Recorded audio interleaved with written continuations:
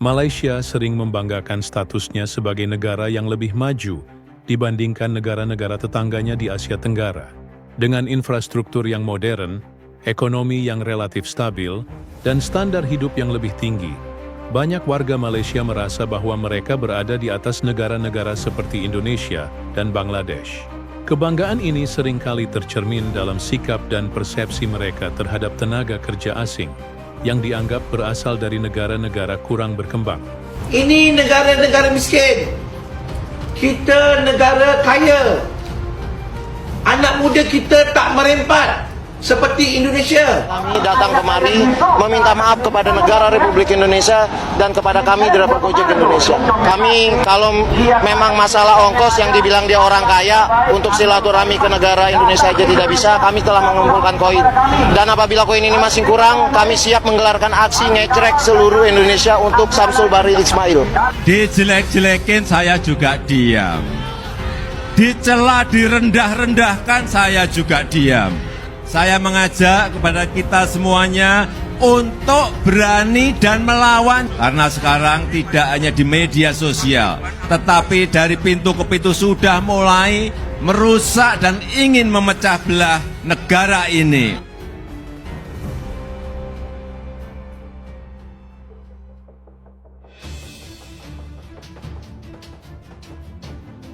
Sebut Indonesia negara miskin. CEO Big Blue Taksi Malaysia Datuk Syamsul Bahri Ismail akhirnya menyatakan permintaan maaf atas ucapannya yang dinilai telah menghina Indonesia. Ismail menyebut Indonesia sebagai negara miskin. Itulah sebabnya ia menolak perusahaan startup asal Indonesia, Gojek, masuk Malaysia. Menurutnya Gojek hanya cocok untuk negara miskin seperti Indonesia. Dikutip dari Malay Mail, dalam konferensi persnya Ismail menyatakan Indonesia selalu ada dalam hatinya. Ismail mengaku pernyataannya dibuat setelah membaca berita tentang kondisi ekonomi Indonesia. Ismail menambahkan dirinya mendapat banyak protes setelah mengeluarkan pernyataan tersebut, baik melalui media sosial maupun layanan pesan singkat WhatsApp. Ia pun mengaku menerima protes langsung dari orang Indonesia. Ismail berharap pernyataannya tidak mengganggu hubungan baik antara Indonesia dan Malaysia. Ia pun meminta agar tidak ada aksi demonstrasi terkait pernyataannya tersebut.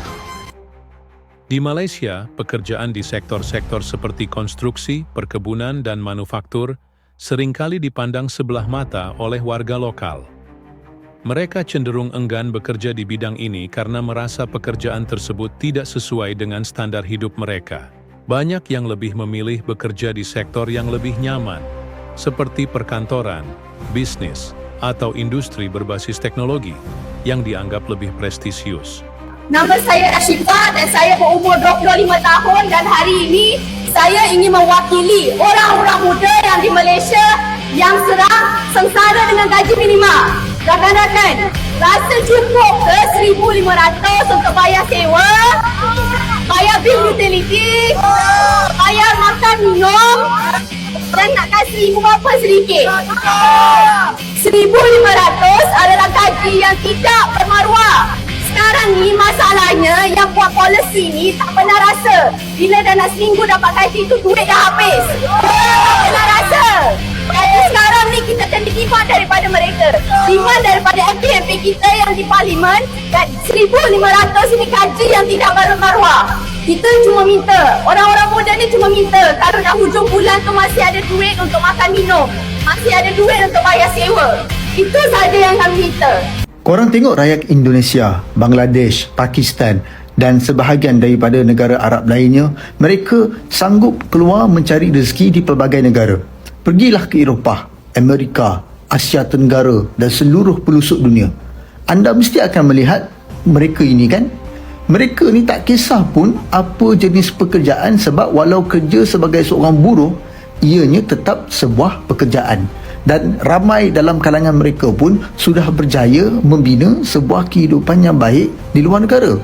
Jadi saya nak menyerulah kepada semua rakyat Malaysia yang tak ada peluang untuk membina kerjaya ataupun mendapatkan pekerjaan di negara ini untuk keluar merantau ke negara asing, hatta ke Afrika sekalipun, untuk mencari peluang membina sebuah kehidupan yang baik. Jangan memilih pekerjaan apa pun selagi mana ianya halal, teruskan walau ianya sekadar pengutip buah apple. Dan yang paling penting, pergilah dengan cara yang betul, bukan jalan belakang. Tolong jangan lagi anggap yang kita ni macam standard rakyat Korea dan Eropah. Kita tak ada beza pun seperti negara miskin lainnya. Malu besarnya rakyat Malaysia. Ya, yang sekarang ini kita ni dijadi bahan ketawa oleh jiran kita, Indonesia yang dulu kita pandang remeh, kita pandang rendah, ya, sebagai negara pembekal buruh kasar, pembantu rumah, ya, masyarakat yang kurang maju, kitalah yang paling maju di kalangan rumpun Melayu dan sebagainya. Tetapi sekarang ini kita malu. Namun, ada kenyataan yang tak bisa mereka pungkiri. Malaysia masih sangat bergantung pada tenaga kerja asing, terutama dari Indonesia dan Bangladesh. Para pekerja migran ini menjadi tulang punggung di banyak sektor penting yang menunjang ekonomi negara. Mereka bekerja di perkebunan kelapa sawit, industri konstruksi, restoran, dan layanan rumah tangga, memastikan bahwa roda ekonomi Malaysia tetap berputar. Perkebunan kelapa sawit, misalnya, merupakan salah satu sektor yang paling membutuhkan tenaga kerja asing. Kelapa sawit adalah komoditas utama Malaysia yang memberikan kontribusi besar terhadap ekspor dan pendapatan negara.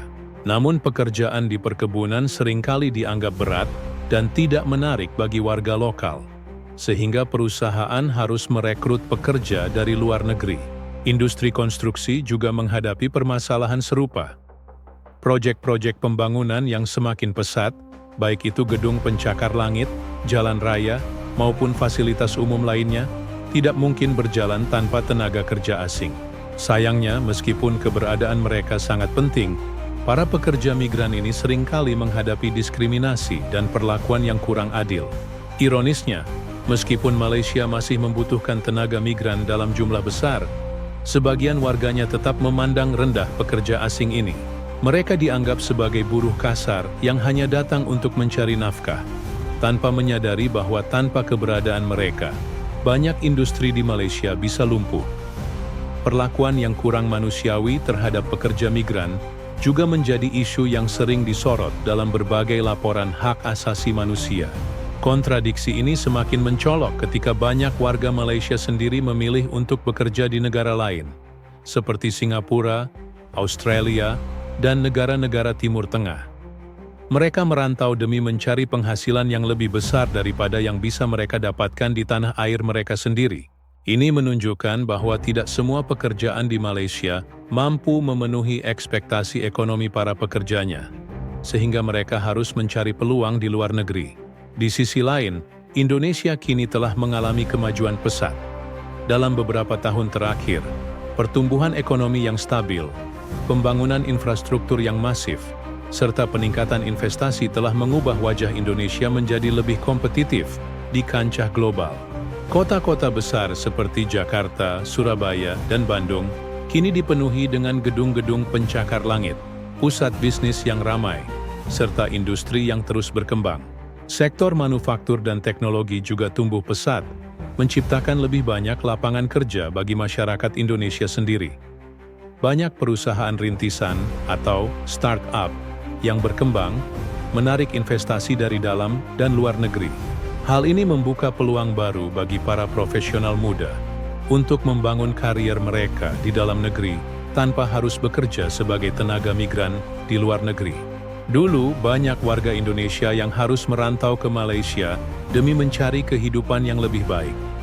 Namun, kini tren tersebut mulai berubah. Dengan meningkatnya kesempatan kerja dan kesejahteraan di dalam negeri, semakin banyak orang Indonesia yang memilih untuk bekerja dan berkembang di tanah air mereka sendiri. Ini adalah tanda bahwa Indonesia semakin mandiri dan tidak lagi hanya menjadi penyedia tenaga kerja bagi negara lain. Jika kondisi ini terus berlanjut, bukan tidak mungkin di masa depan, Malaysia justru akan kesulitan mendapatkan tenaga kerja asing. Indonesia yang semakin maju mungkin akan lebih fokus pada pengembangan sumber daya manusianya sendiri, daripada mengirim pekerja ke luar negeri. Malaysia pun harus mulai mempertimbangkan bagaimana cara mengatasi ketergantungannya terhadap tenaga kerja asing. Pemerintah Malaysia perlu mencari solusi jangka panjang untuk mengurangi ketergantungan ini. Salah satu caranya adalah dengan meningkatkan insentif dan kesejahteraan bagi pekerja lokal, agar mereka lebih tertarik untuk bekerja di sektor-sektor yang saat ini didominasi tenaga kerja asing. Selain itu, investasi dalam otomatisasi dan teknologi juga dapat membantu mengurangi kebutuhan akan pekerja migran di industri tertentu. Sementara itu, Indonesia harus terus menjaga momentum pertumbuhannya. Reformasi di berbagai sektor, peningkatan kualitas pendidikan dan pelatihan tenaga kerja, serta kebijakan yang mendukung inovasi dan kewirausahaan harus terus diperkuat. Dengan cara ini, Indonesia bisa memastikan bahwa kemajuan yang dicapai saat ini akan berkelanjutan dan tidak hanya menjadi tren sesaat. Pada akhirnya, keunggulan suatu negara tidak hanya dinilai dari kebanggaan semu, tetapi dari kemandirian dan kemampuan untuk mengelola ekonominya sendiri tanpa terlalu bergantung pada tenaga kerja luar.